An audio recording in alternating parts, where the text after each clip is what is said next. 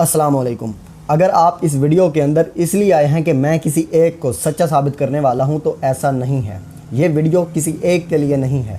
अगर आपने ये वीडियो देखनी है तो आप कुछ देर के लिए ये भूल जाएं कि आपका किसके साथ ताल्लुक़ है, आप किस फ़िरके के साथ ताल्लुक़ रखते हैं या आप किस पॉलिटिकल पार्टी के साथ अटैच हैं। आपको तब ही ये वीडियो समझ आएगी और मेरी बातें आपको समझ आएंगी। इंजीनियर मोहम्मद अली मिर्ज़ा एक ऐसा नाम है जिसने बाबों के ख़िलाफ़ जिहाद शुरू किया। मगर रुकिए ज़रा, इंजीनियर मोहम्मद अली मिर्ज़ा ख़ुद कौन है? पहली बात यह है कि आप किसी के साथ भी इख्तलाफ कर सकते हैं, मगर उस सूरत में जब आप इल्म में उस इंसान के बराबर खड़े हों। अगर आप इंजीनियर को फॉलो करते हैं दोस्तों, तो मेरी बातें आपने दिल थाम कर सुननी है। इसमें पहली बात यह है कि इंजीनियर वो इंसान है जिसने हज़रत इमाम अबू हनीफ़ा से लेकर आज तक जो भी इमाम आए या जो भी अल्लाह के वली आए, उनको अपना छोटा भाई समझकर उनको टारगेट किया। इसीलिए आपको मैंने पहले बताया है और पहले बात की है कि इख्तलाफ करने से पहले आप इल्म में उस इंसान के बराबर हों। अब आपका सवाल ये हो सकता है कि आप तो अभी बहुत छोटे हैं, आप इंजीनियर पर बात कर रहे हैं। दोस्तों, इसका भी मैं आपको बताता हूँ। इस टॉपिक पर बात करने से पहले मैंने बहुत सोचा, लेकिन इंजीनियर के टॉपिक पर मैं बात फैक्ट्स पर कर रहा हूँ और सब कुछ मैं आपके ऊपर छोड़ रहा हूँ कि कौन ठीक है। लेकिन दोस्तों, आपने मेरी बात कंप्लीट सुननी है, ठीक है?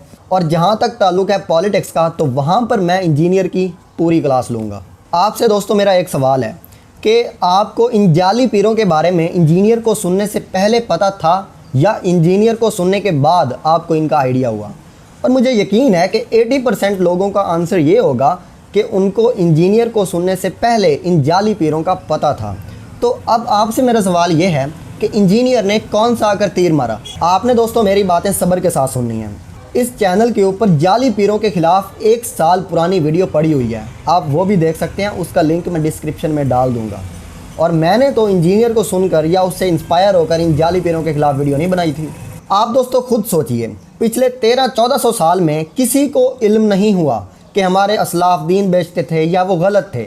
एक अब 21वीं सदी में एक शख्स उठा अचानक से और वो कहने लगा कि हमारे असलाफ तो दीन बेचते थे, वो ऐसा करते थे, ये करते थे, वो करते थे।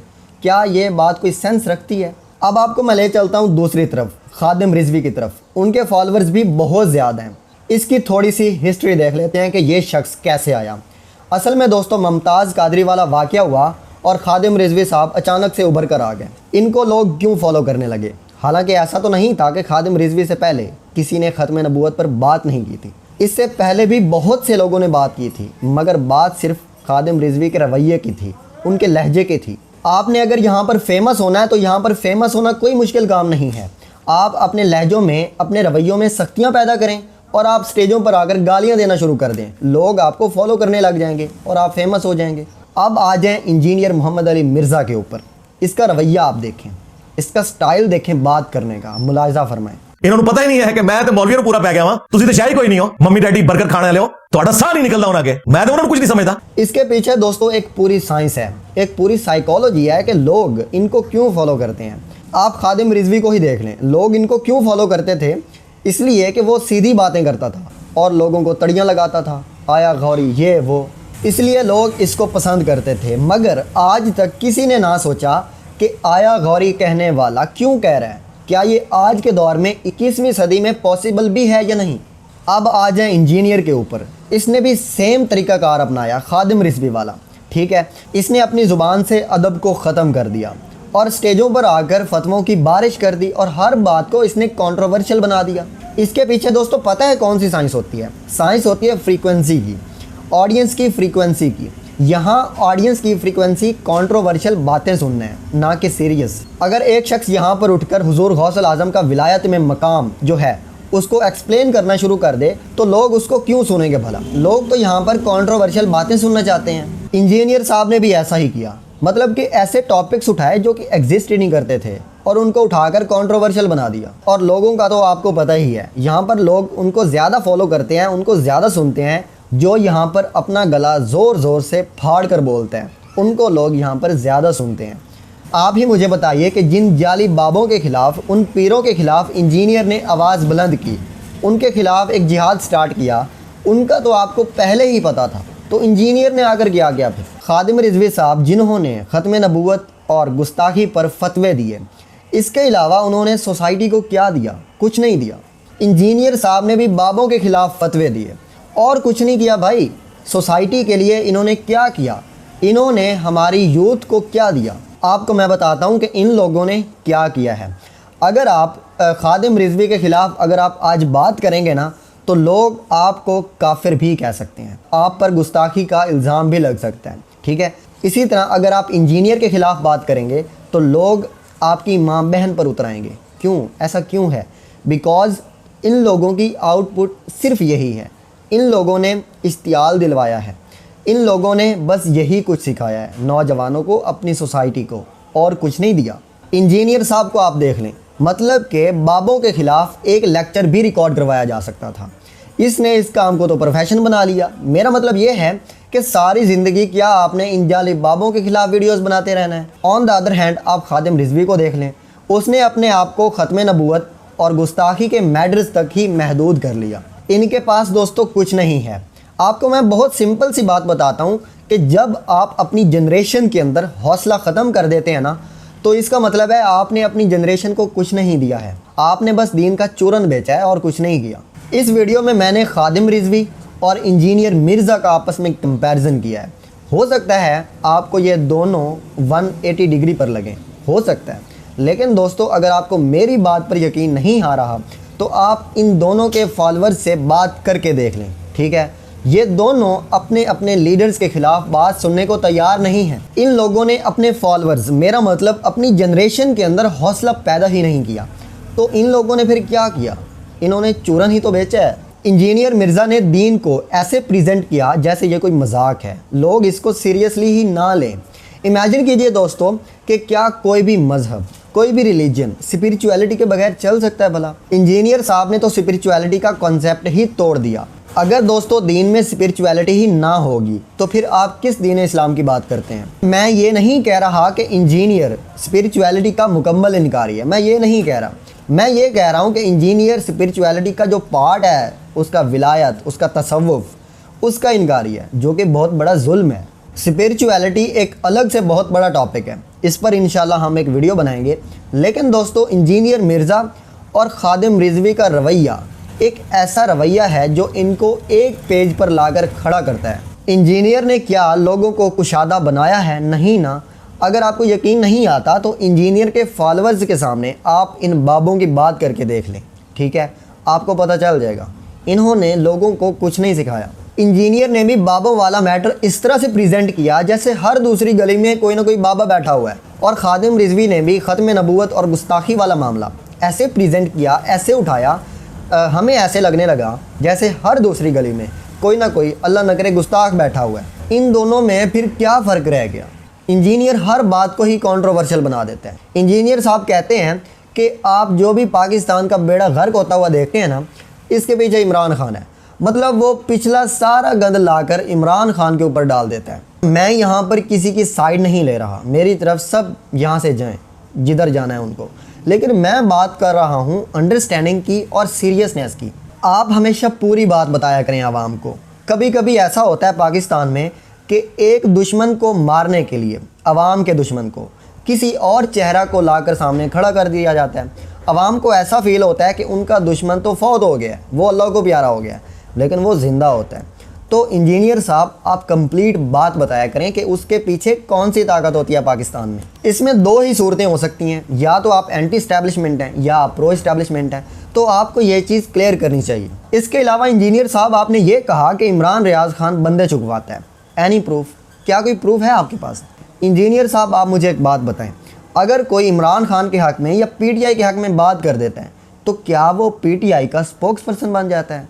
क्या ज़हनियत है इंजीनियर साहब आपकी? आप खुद जिस तरह से इमरान खान के ख़िलाफ़ बातें करते हैं, तो क्या हम आपको पटवारी करना शुरू कर दें? प्रो पीटीआई होना अलग बात है, और किसी भी इंसान को स्पोक्स पर्सन बनाकर पेश करना ये बहुत बड़ी ज़्यादती है। हर मौलवी को, हर आलिम को आपने अपने पीछे लगाया होता है, और अब आपने सहाफ़ियों को भी अपने पीछे लगा लिया, और अच्छा हो रहा है जो आप भी एक्सपोज हो रहे हैं। एट द एंड मैं यही कहना चाहूँगा कि इंजीनियर साहब आपने आफ्ताब इकबाल को मुखातिब किया, आपने इमरान रियाज खान को मुखातिब किया, इनको भी चलो छोड़ दें।